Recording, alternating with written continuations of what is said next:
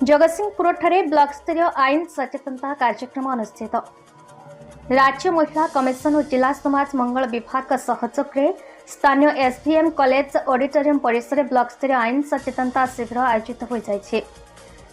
राष्ट्रपति पुरस्कार प्राप्त वरिष्ठ शिक्षक सुभाष चंद्र राउतों सभापतित्व में अनुष्ठित आलोचना सभार बहु मान्यगण्य महिला अतिथि माने जोगदी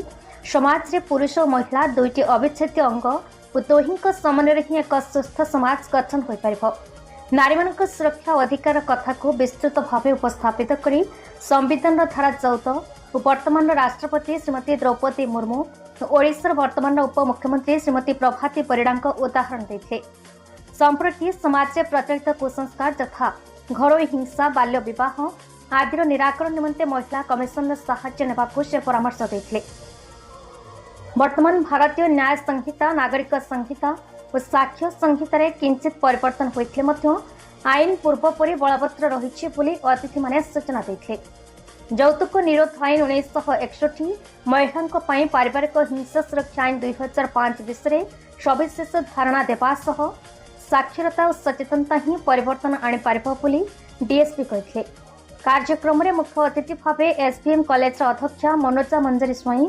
सम्मानित अतिथि भाव ब्लॉक उपाध्यक्ष रतिरंजन बेहेरा, अन्यतम अतिथि भाव अतिरिक्त मंडल उन्नयन अधिकारी अजय कुमार बेहेरा, जिला शिशु सुरक्षा अधिकारी कान्हचरण राउत, डीएसपी सरोजिन सिंह, सीडीपीओ धानेश्वरी नायक, जिला कोऑर्डिनेटर तपन कुमार गच्छेत, जिला समाज मंगल अधिकारी विष्णुप्रिया सेठी, प्रोग्राम और प्रोटेक्शन ऑफिसर आराध्य आचार्य प्रमुख जोगदे महिला मानक उपरे हेउथिबा निर्यातना और आईन विषय आलोकपात करथिले। एही ब्लॉक स्तरीय सचेतनता कार्यक्रम में विभिन्न स्वेच्छासेवी संगठन कर्मकर्ता, आशाकर्मी, ब्लॉक स्तरीय कर्मकर्ता, महिला, महाविद्यालय छात्र छात्री, गणमाध्यम प्रतिनिधि प्रमुख उपस्थित रही आलोचना में अंशग्रहण करथिले। इटार आज आम ब्लॉक स्तरीय आईन सचेतन शिविर अनुष्ठित होईची। आमर एठारे आईन आईन सचेतन होगापाई अंगनवाड़ी वर्कर अच्छा, आशा अच्छा, एसएचजी ग्रुपर माँ मैंने अच्छा, कॉलेज स्टूडेंट अच्छा, लेडी झील मैंने अच्छा। आम सब महिला अधिकार कौन कौन सब अच्छी आम पिला अवेयरनेस कराऊँ। यही जिनटा से शुणिकी गलापर गाँव में तृणमूल स्तर में पहुँचे पारे महिला मानकर अधिकार कौन तांकर जो सबु क्षेत्र में शिक्षा राजनैतिक एवं तांकर पारिवारिक निजर स्वास्थ्यगत एसबू दिगरे कौ प्रकार अधिकार सब अच्छी से अधिकार उपर जानापी सचेतनता नहीं प्रभाव तो निश्चय पड़ो। समस्त आईन नारी मानक जी महिला मानक जिते आईन अच्छी कन्स्टिट्यूशन हो विभिन्न माने आम आईन रे हो विभिन्न प्रकार विभिन्न समय जो आईन गुड़ाक नुआ नुआ आईन हो महिला मानक समस्ते सचेतन अच्छा समस्ते जानते तथापि आउ थे मन पकड़ ताजा करने गोटे अवेयरनेस प्रोग्राम भल झील मैंने बहुत जो अब्यूज हो सेक्सुअल अब्यूज हो मेंटल अब्यूज हो जो हो आग को आसुना से गोटे लज्जा आमर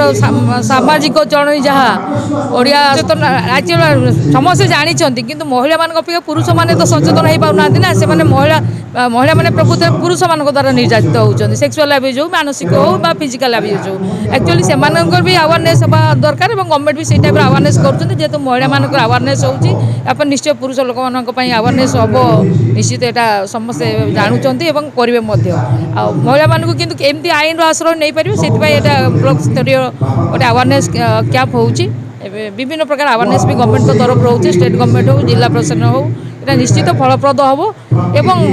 आशा समस्ते मिलमिशी काम करेंगे और निश्चित यहाँ अब्यूज गुड़ाक निश्चित कम आम समाज को निश्चित भाव में आगे नेब कारण आमर प्रति घर स्त्री लोक मैंने महिला मैंने यदि निजे सचेतन हे निजर सुरक्षा विषय सचेतन हे